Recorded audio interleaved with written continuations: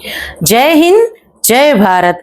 कर्मचारी, पेंशनर और family pensioners की वेलफेयर से जुड़ी जानकारियों के साथ मैं रीना सुथार आप सभी का स्वागत करती हूँ। आज के इस वीडियो में आगे बढ़ते हुए सबसे पहले वो टॉपिक देख लेते हैं जिसकी जानकारी लेकर आज के इस वीडियो में आई हूँ। देखिए, सबसे पहले बात होगी उन पेंशनर, फैमिली पेंशनर्स के लिए जिनको अभी भी स्पर्श पेंशन मैसेज नहीं मिला है। क्या उनकी पेंशन समय से उनके खातों में क्रेडिट होगी या किसी तरीके की परेशानी आने वाली है, आज की इस वीडियो में ये देखेंगे, क्योंकि लगातार इसको लेकर अभी भी सवाल पूछे जा रहे हैं। इसके साथ साथ हम बात करेंगे 1 से लेकर 7 पे कमीशन के बारे में, यानी फर्स्ट से लेकर 7th पे कमीशन तक कौन सा पे कमीशन किन किन बातों के लिए खास रहा है।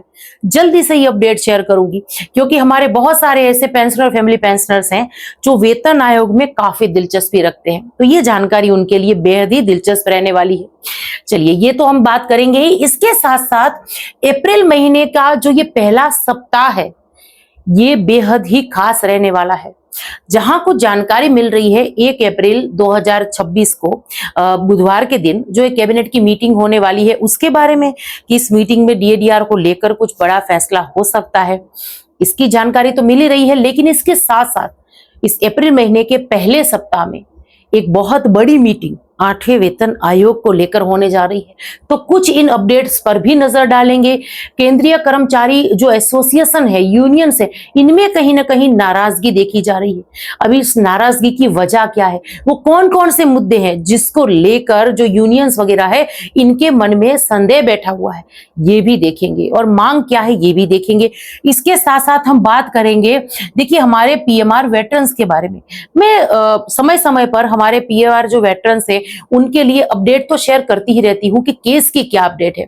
लेकिन देखिए, बहुत सारे हमारे पीएमआर वेटरन्स ऐसे हैं जिनको अभी तक ये भी नहीं समझ में आ रहा है कि वेतन जो ये ओआरओपी का लाभ नहीं मिला है, तो इससे देखिए उनको वेतन आयोग में भी नुकसान होगा। अब कैसे नुकसान होगा इसके बारे में बात करेंगे। और इसके साथ साथ तो कुछ और कमेंट्स है जिनके माध्यम से हमारे पेंशनर और फैमिली पेंशनर्स ने अपनी पेंशन संबंधित समस्याओं को शेयर किया है।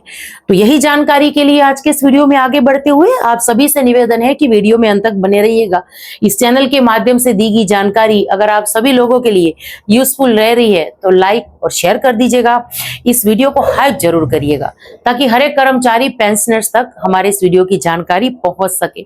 आप चाहें तो चैनल को ज्वाइन कर सकते हैं, लेकिन सब्सक्राइब जरूर से करना है। तो सब्सक्राइब नहीं किया है तो जल्दी से चैनल को सब्सक्राइब करके फिर वीडियो को देखना कंटिन्यू करिए और नोटिफिकेशन ऑन रखिए ताकि हर एक वीडियो की अपडेट आप लोगों तक पहुंचती रहे। इसी के साथ आज के इस वीडियो की शुरुआत मार्च महीने की पेंशन के मैसेज के साथ करूंगी। लेकिन देखिए, इसके पहले मैं एक और बात यहां पर ऐड कर दूं, नहीं तो इस बात को मैं बताना ही भूल जाऊंगी, क्योंकि 2-3 दिन से मैं लगातार सोच रही हूं कि मैं इसके बारे में बात करूंगी, लेकिन जब मैं वीडियो बनाने लगती हूं तो वो मुद्दा ही रह जाता है। देखिए, इस बार भी बहुत सारे हमारे ऐसे पेंशनर्स, फैमिली पेंशनर्स हैं जिनकी पेंशन से रिकवरी आई है। व्हाट्सएप पर बहुत सारे ऐसे मैसेजेस हैं, कमेंट्स भी हैं कि मैम इससे पहले यानी फरवरी महीने की जो हमारी पेंशन आई थी उससे इस बार जो पेंशन का मैसेज आया है ये कम आया है। कहीं 1000, कहीं 2000, 5000 तक का जो है कम आए हैं इस बार। तो ये रिकवरी है। मैं सभी पेंशनर्स, ऐसे हमारे पेंशनर्स हैं या फैमिली पेंशनर्स हैं, उनसे रिक्वेस्ट करती हूँ कि सबसे पहले स्पर्श में जाकर पेंशन स्लिप डाउनलोड करिए ताकि रिकवरी का पता चले। उसके बाद आपका अगला स्टेप क्या होना चाहिए, सीपी ग्राम पर कंप्लेन करना कि ये रिकवरी सही भी है या गलत है। आधी से ज्यादा रिकवरी यहीं रुक जाएगी। और अगर रिकवरी का अमाउंट आपको स्पर्श पेंशन स्लिप में ज्यादा बता रहा है तब आप मुझसे व्हाट्सएप पर संपर्क करिए या कॉल भी कर सकते हैं। इसके बारे में हम बात करेंगे। चलिए, इसी के साथ वीडियो में आगे बढ़ते हुए स्पर्श पेंशन मैसेज की बात कर लेते हैं। देखिए, स्पर्श से पेंशन का मैसेज अभी हमारे बहुत सारे पेंशनर, फैमिली पेंशनर्स को नहीं मिला है। हर बार जो हम ये देखते हैं कि कुछ ऐसे पेंशनर, फैमिली पेंशनर्स होते हैं जिनको मैसेज नहीं मिला, लेकिन इस बार ये संख्या कुछ ज्यादा ही लग रही है, क्योंकि लगातार अभी भी ऐसे ही कमेंट्स आ रहे हैं, व्हाट्सएप में मैसेज भी आ रहे हैं कि मैम क्या वजह है कि अभी तक हमें जो है पेंशन का मैसेज नहीं मिला है। तो इसको लेकर एक बात क्लियर कर दूं, जो मैं तकरीबन 19 या 20 तारीख से कहती आ रही हूं कि अगर लाइफ सर्टिफिकेट सही तरीके से सबमिट करा दिया है, लाइफ सर्टिफिकेट की ड्यू डेट 2026 की दिखा रहे हैं, तो फिर आप निश्चिंत रहिए, पेंशन आपके खातों में आएगी। भले ही मैसेज नहीं मिला है, फिर भी कुछ दिक्कत आती है, मेरे फोन नंबर मेरे चैनल पर आपको आसानी से मिल जाएंगे, आपकी कंप्लेन में खुद दर्ज करवा दूंगी, तो इस बात को लेकर आप निश्चिंत रहिए। तो अब वीडियो में आगे बढ़ते हुए अगला टॉपिक देख लेते हैं। 1 से लेकर 7 पे कमीशन, यानी देश की आजादी के बाद जो अभी तक 7 पे कमीशन आए हैं, वो हर एक पे कमीशन अपने आप में बेहद ही खास रहा है। अब 8वें वेतन आयोग आने वाला है और उसके तहत हमारी सैलरी, पेंशन और अलाउंसेस में बढ़ोतरी होगी। लेकिन पिछले जो 7 ही पे कमीशन थे, वो किन किन विषयों को लेकर खास थे, अपने आप में उन्होंने हमें क्या सुविधा दी थी, इसके बारे में चलिए बात कर लेते हैं। स्वतंत्र भारत की पहली सैलरी व्यवस्था थी पहले पे कमीशन में। दूसरे पे कमीशन की अगर बात करें तो वेतन ढांचे में सुधार हुआ। तीसरे पे कमीशन में महंगाई भत्ते को मजबूत किया गया। चौथे पे कमीशन में पे स्केल में बड़ा बदलाव देखने के लिए मिला। 5वें पे कमीशन में डीए का बड़ा रोल रहा। 5वें पे कमीशन में ही देखिए जो डीए है वो मर्ज हुआ था बेसिक में, अगर आपको याद होगा तो। 6ठे पे कमीशन की बात करें तो पे बैंड प्लस ग्रेड पे हमें मिला। और 7वां वेतन आयोग जो है पे मैट्रिक सिस्टम लेकर आया। यानी ये 7 ही वेतन आयोग अपने आप में बेहद ही खास थे। और अब 8वें वेतन आयोग में हमारी सैलरी, पेंशन या जो अलाउंसेस है उसमें वेतन आयोग के तहत या फिटमेंट फैक्टर के तहत बड़ा बदलाव होगा, बढ़ोतरी होगी, या कोई नए फॉर्मूले से इस वेतन आयोग में हर साल थोड़ी थोड़ी करके हमारी पेंशन या सैलरी में बढ़ोतरी की जाएगी, ये तो आने वाले दिनों में कंफर्म होगा। और क्योंकि देखिए महंगाई भत्तों में बढ़ोतरी को अगर देखें, AICPN के आंकड़ों की भी अगर बात करें, तो ये सरकार कहीं ना कहीं कुछ नए नियम, कुछ बदलाव में विश्वास रखती है, ये तो हम सब समझ ही चुके हैं। ऐसे में देखिए ज्यादा उम्मीद तो हमें नहीं है 8वें वेतन आयोग से, लेकिन थोड़ी बहुत उम्मीद हम इसलिए भी कर सकते हैं क्योंकि हमारे जो केंद्रीय कर्मचारी संगठन है या जो पेंशनर्स के संगठन है, वो सतत प्रयास कर रहे हैं। अपनी जो नाराजगी भी अगर है तो वेतन आयोग के सामने या सरकार के सामने वो ला रहे हैं। ऐसे में देखिए यहाँ पर अगर मैं बात करूं तो 8वें वेतन आयोग के तहत अभी देखिए अप्रैल महीने के पहले सप्ताह में JCM स्टाफ साइड के शिव गोपाल मिश्रा जी और इनकी जो प्रतिनिधि वगैरह हैं JCM स्टाफ साइड के, इनकी मीटिंग हो सकती है रंजना देसाई जी से, जो अध्यक्ष हैं 8वें वेतन आयोग की कमेटी की। तो इस पहले सप्ताह में हो सकता है कि एक मीटिंग हो और इस मीटिंग में जो एक मेमोरेंडम तैयार किया गया है वेतन आयोग की सिफारिशों के लिए, तो वो मेमोरेंडम भी सौंपा जाएगा। इसके साथ साथ डिस्कशन वगैरह भी होगा।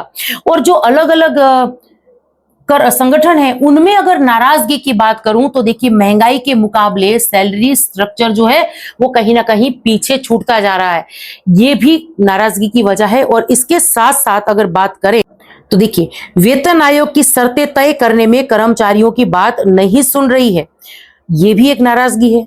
इसके साथ डीए, पेंशन और OPS जैसे मुद्दों को टाल रही है। महंगाई के मुकाबले सैलरी स्ट्रक्चर पीछे छूटता जा रहा है। 8 पे कमीशन की शर्तें यानी टर्म ऑफ रेफरेंस बदली जाए।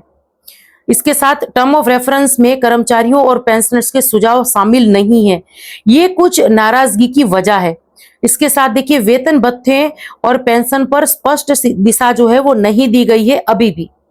NCJCM यानी कि स्टाफ साइड की सिफारिशों को नजरअंदाज किया जा रहा है। तो ये कुछ नाराजगी की वजह है JCM स्टाफ साइड की अगर बात करें, या इसके साथ साथ जो अलग अलग यूनियंस वगैरह है इनकी भी नाराजगी अब कहीं ना कहीं सामने आ रही है। और अब हम अगर बात करें कि मांगे क्या क्या हैं, तो उसके बारे में अगर बात करें तो देखिए सबसे पहली और सबसे बड़ी मांग तो यही है कि पे लेवल 1 से लेकर 6 तक जो है उसको मर्ज करके 3 कर दीजिए। और जो न्यूनतम वेतन है 54,000 से लेकर 58,000 तक करने की मांग है यहाँ पर। और तभी एक कर्मचारी जो है उसको महंगाई से लड़ने में मदद मिलेगी। क्योंकि डीए बढ़ोतरी की अगर बात करें तो उसका तो कोई अभी मतलब ही नहीं है, लेकिन वेतन आयोग का मतलब यही होता है कि एक कर्मचारी जिन्होंने जो सरकार में सेवा दे रहा है, सरकार का एक ये मजबूत स्तंभ है वो, या जो पेंशनर्स हैं जिन्होंने सालों तक देश की सेवा की है, उनको सम्मान पूर्वक जीने का हक मिल सके। हर 10 साल में ये तय हो, ये देखा जाए कि कर्मचारी पेंशनर्स कहीं ना कहीं पीछे न छूट जाए। पर ऐसे में अगर वेतन आयोग सही से नहीं लागू किया गया, सिफारिशें सही से लागू नहीं हुई, तो ये वेतन आयोग अपने आप में जो है सही नहीं होगा। तो इसके साथ साथ देखिए मुख्य मांगे क्या है यूनियंस की कि 8 सीपीसी की शर्तों में जो है एनसीजेसीएम के सुझाव जोड़े जाएं। इसके साथ 50% डीएडीआर को बेसिक पे और पेंशन में मर्ज किया जाए। यानी वेतन आयोग की जो सिफारिशें हैं वो 2027 तक आएगी, मई 2027 तक, जैसा कि 18 महीनों का उनको समय दिया है। इसके बाद जो है कैबिनेट की मंजूरी मिलने में थोड़ा समय लग सकता है। तो ऐसे में कर्मचारी और पेंशनर्स को महंगाई से राहत दिलाने के लिए 1 जनवरी 2026 से डीए को बेसिक में मर्ज करिए। अब हालांकि 2-4 महीने हो भी गए हैं तो उसका एरियर वगैरह भी दीजिए, और साथ ही में जल्दी से सैलरी और पेंशन की बेसिक में डीए को मर्ज करिए ताकि कर्मचारी और पेंशनर्स को अंतरिम राहत मिल सके। तो ये भी एक मांग है। इसके साथ साथ जैसे कि मैंने कहा कि 1 जनवरी 2026 से 20% आईआर दिया जाए, यानी अंतरिम राहत दिया जाए, रिलीफ दी जाए। नेशनल पेंशन सिस्टम यानी एनपीएस और यूपीएस को खत्म करके ओपीएस को वापस लाया जाए। ये और इसके साथ साथ और बहुत सारी ऐसी मांगे हैं जो कर्मचारी संगठन जो है लगातार केंद्र सरकार के सामने रख रहे हैं। अब उम्मीद कर रहे हैं कि जल्दी से केंद्र सरकार या 8वें वेतन आयोग की कमेटी इस पर ध्यान जरूर से देगी। तो जो भी अपडेट होगी वीडियो के माध्यम से मैं जरूर से शेयर कर दूंगी। अब वीडियो में आगे बढ़ते हुए बात करते हैं पीएमआर को ओआरओपी ना मिलने से कितना नुकसान हो रहा है, इसको देख लेते हैं। लेकिन सबसे पहले मैं केस अपडेट दे दूं। देखिए अभी पीएमआर केस यानी केंद्र सरकार ने जो रिव्यू पिटीशन दाखिल किया है उसमें एक नेक्स्ट डेट आई है। आप रेगुलर वीडियोस देख रहे हैं तो आपको उसके बारे में पता होगा। तो अभी सुनवाई वगैरह होगी और इसको और समय लग सकता है। लेकिन देखिए हमारे जो पीएमआर वेटरन्स आए हैं, जो ऐसे वेटरन्स जो पीएमआर आए हैं उनको ओआरओपी नहीं मिली है तो कितना नुकसान हो रहा है। कुछ सिंपल एग्जांपल से मैं इसको समझा रही हूँ। फिटमेंट फैक्टर देखिए मैंने यहाँ पर 1.92 लिया है 8वें वेतन आयोग का, क्योंकि देखिए पीएमआर वेटरन्स जो है उनको ओआरओपी के तहत तो नुकसान हो ही रहा है। यानी ओआरओपी में तो उनकी बेसिक में कोई बढ़ोतरी नहीं हुई है, ओआरओपी 2 भी नहीं मिला, 3 भी नहीं मिला। तो देखिए बेसिक में कितना डिफरेंस हो रहा है ये भी देखेंगे, और साथ ही में 8वें वेतन आयोग में कितना नुकसान होगा ये भी देखेंगे। देखिए यहाँ पर मैंने ये जो कैलकुलेशन वगैरह करके मैं दिखा रही हूँ, ये एक ऐसे पेंशनर्स की है जो 2015 में रिटायर होकर आए थे। 31/5/2015 को रिटायर होकर आए थे, पीएमआर आए थे, 16 साल इनकी सर्विस है और इनको एमएससीपी मिली हुई है, यानी हवलदार रैंक के ये पेंशनर्स है। जब रिटायर होकर आए थे तब से अभी तक उनको यही बेसिक के हिसाब से पेंशन मिल रही है 20,107 रुपए, क्योंकि उनको ओआरओपी ग्रांट नहीं है, पीएमआर है इसलिए। तो अभी देखिए यही बेसिक के साथ अगर उनको 8वां वेतन आयोग मिलता है तो 8वें वेतन आयोग में देखिए 1.90 या 1.92 से ज्यादा की उम्मीद हम नहीं कर सकते हैं महंगाई भत्तों के हिसाब से, इसीलिए मैंने 1.92 के हिसाब से ही इसको कैलकुलेट किया है। हो सकता है कि केंद्र सरकार थोड़ा उदारता दिखा के 2.15 इतना भी फिटमेंट फैक्टर कर सकती है, तभी आंकड़ा थोड़ा बदल जाएगा। लेकिन देखिए 20,107 के हिसाब से ये फिटमेंट फैक्टर जब 8वें वेतन आयोग का जो भी फिटमेंट फैक्टर होगा उससे मल्टीप्लाई होगा तो 38,203 रुपए, यानी इतनी बेसिक मिलेगी। जब अगर इसी हिसाब से जो रिटायर होकर आए थे उसी बेसिक के से अगर कैलकुलेशन होगा तो, लेकिन अगर पीएमआर सभी पीएमआर वेटरन्स को ओआरओपी मिल जाता है तो देखिए कितना फायदा होगा। अब इस वेटरन्स की बात करें तो देखिए अगर उनको ओआरओपी मिला होता तो ओआरओपी 2 आया था 1 जुलाई 2019 को, जिसमें इस पेंशनर्स की पेंशन बढ़कर हो जानी थी 21,782 रुपए, लेकिन पीएमआर की वजह से नहीं मिली। तो अब वो तो मल्टीप्लाई चलिए नहीं होनी थी, क्योंकि यही हिसाब से उनको पेंशन कब तक मिलनी थी 1 जुलाई 2024 तक, जब तक ओआरओपी 3 नहीं आनी थी। अब ओआरओपी 3 में इनकी बेसिक हो जानी थी 22,257 रुपए, और ये जो 22,257 रुपए है ना वही 8वें वेतन आयोग के फिटमेंट फैक्टर से मल्टीप्लाई होने हैं, तब कितने हो जाते हैं 42,733 रुपए।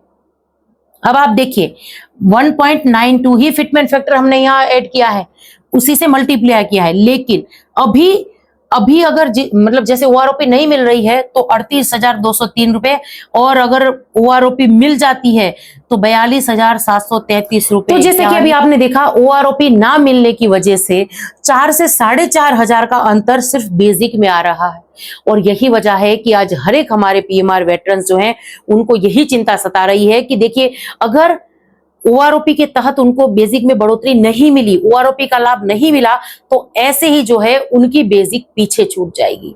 अब उम्मीद करते हैं कि केंद्र सरकार इस बात पर जरूर से गौर करेगी और हमारे हर एक पीएमआर वेटरन्स को ओआरओपी का लाभ मिलेगा। चलिए इसी के साथ वीडियो में आगे बढ़ते हुए कुछ कमेंट्स देख लेते हैं। देखिए, एक पेंशनर्स यहाँ लिख रहे हैं कि चिल्ड्रन एजुकेशन अलाउंस का पेमेंट जो है नहीं आया है। जेएसबी और आरएसबी से जो है रिकमेंडेशन हो गया है, लेकिन अभी भी इसका पैसा जो है वो नहीं मिला है। कोई क्वेरी वगैरह नहीं आई है, इसीलिए देखिए आपका केस इतना आगे बढ़ चुका है। लेकिन यहाँ पर मैं एक बात कहना चाहूंगी कि अगर पुराने ईयर्स का है, यानी 24, 25 का ये पैसा है, कब का है ये आपने मेंशन नहीं किया है, लेकिन ऐसे सारे केस में आपको जो है सीपी ग्राम के थ्रू कंप्लेन दर्ज करा देनी है।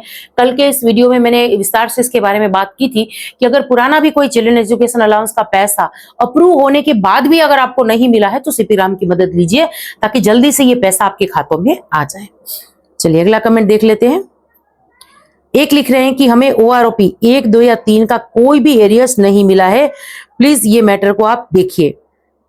देखिए, अगर अभी आपकी पेंशन सही आ रही है, OROP 3 के तहत आ रही है, तो आपको OROP 1 भी मिला होगा, 2 भी मिला होगा। लेकिन कई बार क्या होता है कि बहुत सारे पेंशनर, फैमिली पेंशनर्स जिनकी पेंशन बैंक से आ रही है, उनको OROP का लाभ नहीं भी मिला है। तो इसके लिए आप सीपी ग्राम के थ्रू कंप्लेन दर्ज करा दीजिए, जरूर से इसको लेकर कार्रवाई हो जाएगी। चलिए इसी के साथ सबसे आखिर में ये कमेंट देख लेते हैं।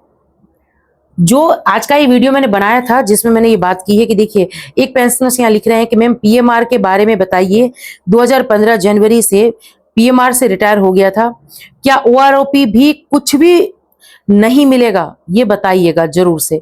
तो देखिए, आज के इस वीडियो में विस्तार से इसके बारे में मैंने जानकारी दी है, शेयर की है। हमारे PMR वेटरन्स भाई जो है इसके बारे में क्या सोचते हैं, कमेंट्स के माध्यम से जरूर से शेयर करिएगा। और इसी के साथ आज के इस वीडियो से विदा लेती हूँ। जय हिंद।